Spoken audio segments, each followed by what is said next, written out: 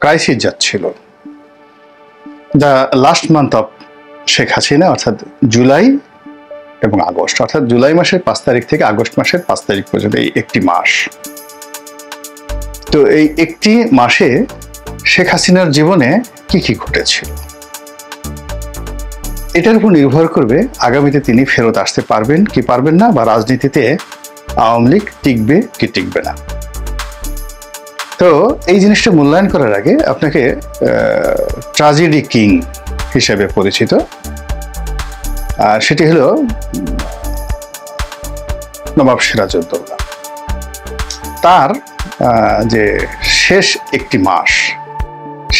একটি মাস অর্থাৎ 23শে জুন 1757, এই সময় থেকে আপনি যদি 23শে মে এই একটি মাস আপনি বিশ্লেষণ করেন, তাহলে আপনি দেখবেন যে তার খুব কাছের যারা মানুষ তারা তার সাথে বেঈমানি করেছিলেন, মুনাফিকি করেছিলেন, এবং তার মধ্যে রাজদরবার থেকে শুরু করে সব জায়গাতে ঘাপটি মেরে থাকা যে শক্তিশালী যে গ্রুপটি, এটি মানে তার যারা বন্ধু আপনজন মোহনলাল, মীর মদন, এদের সাথে এরা শক্তিশালী ছিলেন। তো এই শক্তিশালী গ্রুপটিকে নবাব সিরাজউদ্দৌলা মোকাবেলা করতে পারেননি, এবং এই শক্তিশালী গ্রুপটির ক্রিয়ানক হিসেবে তিনি যাকে বলা হয় শেষ পর্যন্ত পলাশীর মাঠে পরাজিত হয়েছিলেন। তো আমরা তাকে নায়ক হিসেবে ধরি, যে একজন নায়ক তার আশেপাশের সমস্ত লোকগুলো শেষ সময়টিতে তার বিরুদ্ধে চক্রান্ত করেছে এবং তার চোখের সামনে, এবং তিনি তাদের কাছে অসহায় হয়ে পড়েছিলেন। তার প্রেক্ষিতে তিনি পরাজিত হয়েছিলেন, এবং তিনি আর রাজনীতিতে তিনি বা তার বংশ, তার পরিবার, তার দল আর ফিরে আসতে পারেনি, কখনো ফিরে আসতে পারেনি। অথচ তার দাদার হাতেই সরফরাজ খানের পরাজয় হয়েছে। তো এরকম অনেক কিছু হয়েছে, কিন্তু রাজবংশ শেষ হয়ে যায়নি। কিন্তু সিরাজউদ্দৌলা তার আপন লোকদের বেঈমান এবং মুনাফিকের কারণে, বিশ্বাসঘাতকতার কারণে সব অংশে তিনি নির্মূল হয়েছেন। সেই নির্মূল হওয়ার কারণে তিনি আর রাজনীতিতে ফিরে আসতে পারেন। একইভাবে আপনি বঙ্গবন্ধু শেখ মুজিবুর রহমানের কথা চিন্তা করেন, তাকে কিন্তু সব অংশে নির্মূল করা হয়েছিল। তো নির্মূল করার পরেও মানে একেবারে হাতে গোনা কয়েকজন লোক তার সঙ্গে বেঈমানি করেছিল। এর মধ্যে মোশতাককেই বলা হয়, তার আপনজন হিসাবে ছিল একমাত্র মোশতাক। আর বেশিরভাগ মানুষ তার জন্য জীবন দিয়েছেন এবং তার সাথে বেঈমানি করেননি, এবং তাদেরকে বেঈমানি করার জন্য বিভিন্ন প্রলোভন দেখানো হয়েছিল। খন্দকার মোশতাক সাহেব প্রেশার ক্রিয়েট করা হয়েছে, মামলা দেওয়া হয়েছে, মোকদ্দমা দেওয়া হয়েছে, তারা পালিয়ে গেছেন, দেশ ছেড়ে পালিয়েছেন, অনেকে কারাবরণ করেছেন, অনেকে মারা গিয়েছেন, কিন্তু এই খন্দকার মোশতাকের সাথে তারা কখনোই একীভূত হয়নি।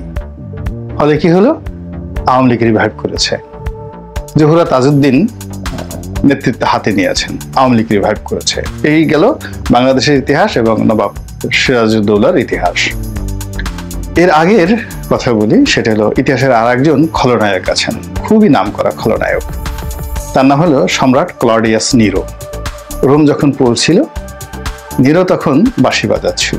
রোমান সাম্রাজ্যের 800 বছরের ইতিহাসে যে কজন নির্মম পাষণ্ড পুরা রোম জাতিকে তছনছ করে দিয়েছেন, তাদের মধ্যে নিরো প্রধানতম। এরপরে আরো একজন আছেন কালিগুলা, আর একজন আছেন কমোডাস।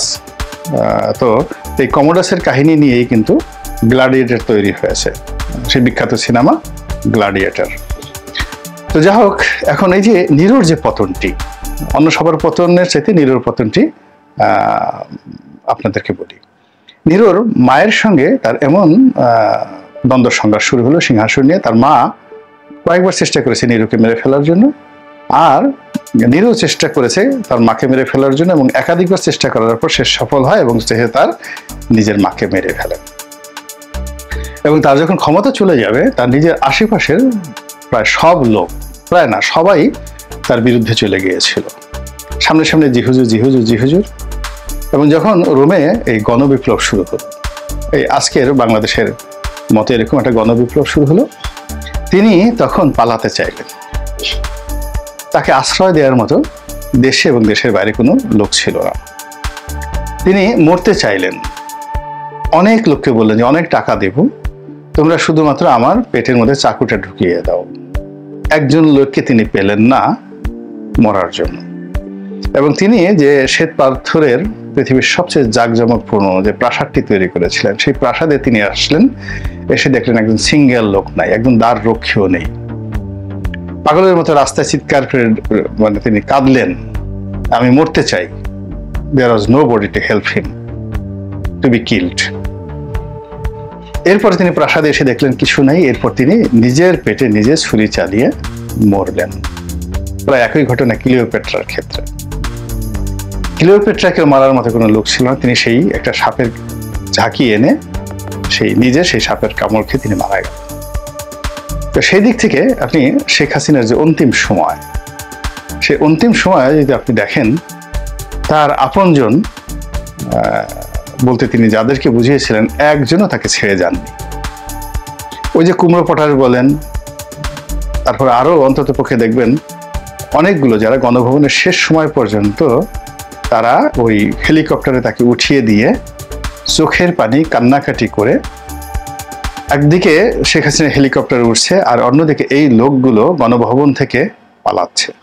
তার এসএসএফ এর যারা ছিল তারা অস্ত্র সমর্পণ করে, তারা যারা রাজনৈতিক সঙ্গী ছিলেন তারা, এবং তার যারা পার্সোনাল যারা স্টাফ ছিলেন, সরকারি কর্মকর্তা, এরা কেউ কিন্তু শেষ মুহূর্তে তারা জানতেন, কিন্তু কেউ তাকে ছেড়ে যায়নি, সিঙ্গেল লোক। 2 নম্বর হলো যে গণভবনের বাইরে যারা ছিলেন অনেকে পালিয়েছেন, কিন্তু তার যাদেরকে তিনি যে অলিগার গ্রুপ তিনি তৈরি করেছিলেন, আপনি সালমানের কথা চিন্তা করেন, আনিসুল হকের কথা চিন্তা করেন, শাহজাহান খানের কথা চিন্তা করেন, যারা ধরা পড়েছেন, মেজর জেনারেল জিয়াউল হাসানের কথা চিন্তা করেন, তো এই হারুনের কথা চিন্তা করেন, বিপ্লবের কথা চিন্তা করেন, আইজি মামুনের কথা চিন্তা করেন, স্বরাষ্ট্রমন্ত্রী কামালের কথা চিন্তা করেন, তারা কিন্তু সেই নবাব সিরাজউদ্দৌলার সেই বেঈমান মুনাফিকদের মতো বা খন্দকার মোশতাকের মতো তারা কিন্তু সবাই জানতেন শেখ হাসিনার পতন একেবারে অনিবার্য, কিন্তু তারা কিন্তু কেউ তাকে ছেড়ে যায়নি, কেউ তাকে ছেড়ে যায়নি। সবাই এই যে আজকের ভাগ্য বরণ করছে, কিন্তু দীপুমণি থেকে শুরু করে তাদের সবার সুযোগ ছিল, তারাও তাপসের মতো পালাতে পারতো। তো তাপস কেন পালালো সেটা পরে ভিন্ন একটা বিষয়, তারাও জাভেদের মতো পালাতে পারতো, অনেকের মতো পালাতে পারতো। তো তারা কিন্তু পালায়নি, তারা শেষ মুহূর্ত পর্যন্ত বাংলাদেশে থেকেছে। যেমন শামীম ওসমান দেখেন বড় বড় কথা বলে সে সবার আগে পালিয়েছে, কিন্তু শাহজাহান খান কিন্তু পালায়নি। তো যাই হোক, এখন এই যে লোকগুলো, ওই হাসান মাহমুদ পালিয়েছিল, because Hasan Mahmud was nobody. 111-এর সময় সেনাবাহিনী 111-এর কুশীলকরা তাকে বিদেশ থেকে এনেছিল সৈয়দ আশরাফকে, এবং তাকে এই শেখ হাসিনাকে গ্যাটিস দেওয়ার জন্য, দে আর দ্য এজেন্ট। তাদের